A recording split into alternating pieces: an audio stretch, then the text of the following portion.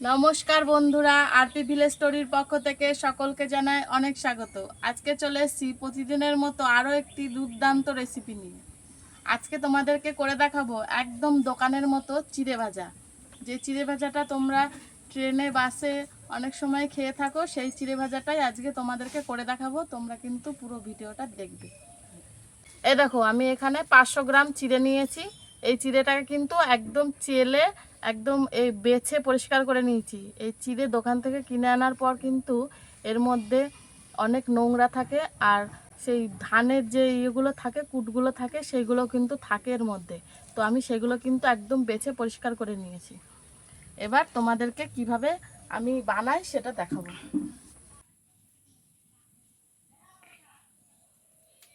সব কিছু আমি রেডি করে নিয়েছি। এবার সমস্ত কিছু আমি ভেজে নেব।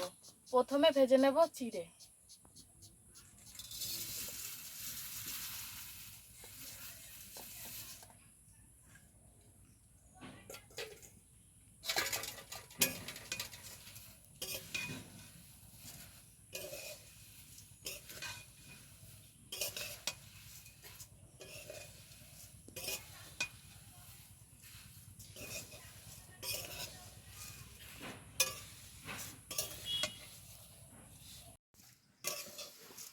এই দেখো, চিড়েটা কিন্তু খুব ভালোভাবে ভাজা হয়ে গেছে।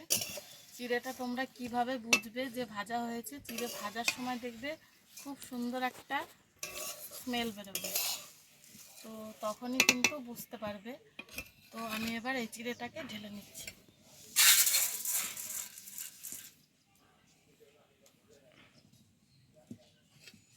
এবার বাকি সামগ্রীগুলো আমি ভেজে নেব।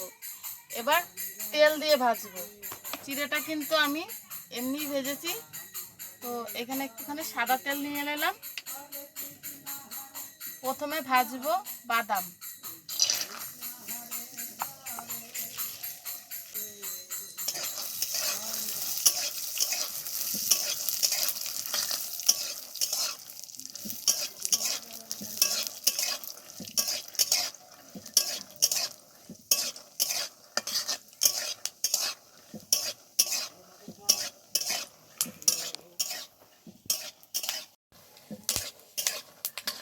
বাদামটা কিন্তু একদম লাল লাল করে ভাজতে হবে, নাহলে কিন্তু কাঁচা থেকে যাবে।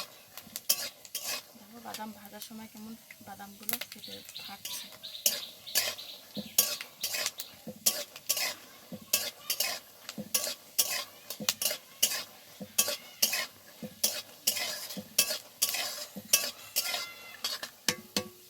হয়ে এসেছে। এবার এর মধ্যে একটুখানি কাজু বাদাম দিয়ে দিচ্ছি, আর দিয়ে দিচ্ছি কিশমিশ। সব শেষে দিয়ে দিচ্ছি অল্প একটু কারি পাতা। তারপরে সব কিছুকে খুব ভালোভাবে একসাথে ভেজে নেব। তোমরা চাইলে এটা আলাদা আলাদা করেও ভাজতে পারো।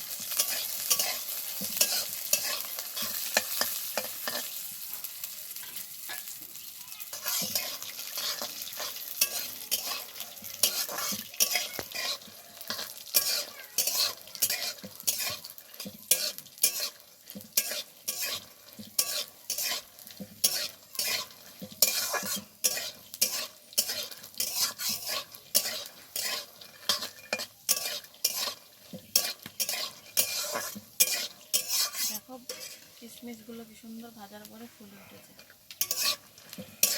সব কিছু কিন্তু ভাজা আমার কমপ্লিট। এবার এটাকে নামিয়ে নেব।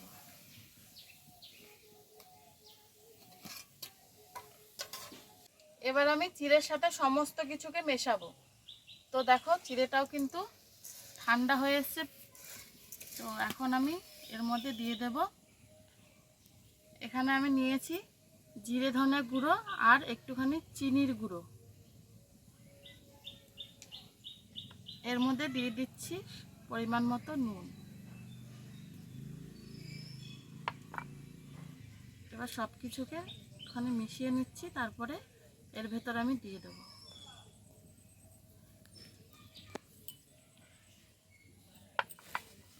এটাকে এবার একটুখানি মিশিয়ে নিই।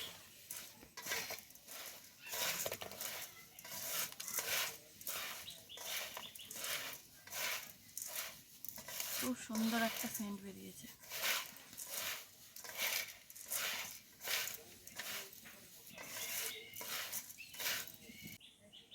এরপরে এই যে বাদাম, তারপরে কিশমিশ, কারি পাতা ভাজাটাকে এর মধ্যে দিয়ে দেবো।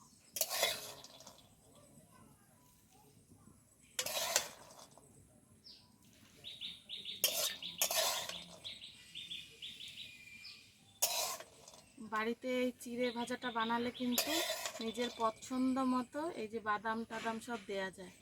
দোকানে করলে, দোকানেরটা কিনলে কিন্তু এত কিছু দেয়া থাকে না। এবার এটাকেও খুব ভালোভাবে মেশাবো।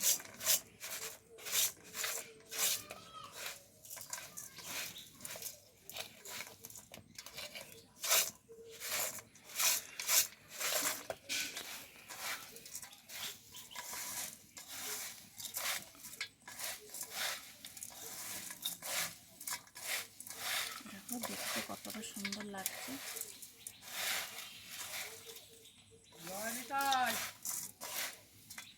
এবার এটাকে ঠান্ডা করে কাচের বয়ামে ভরবো।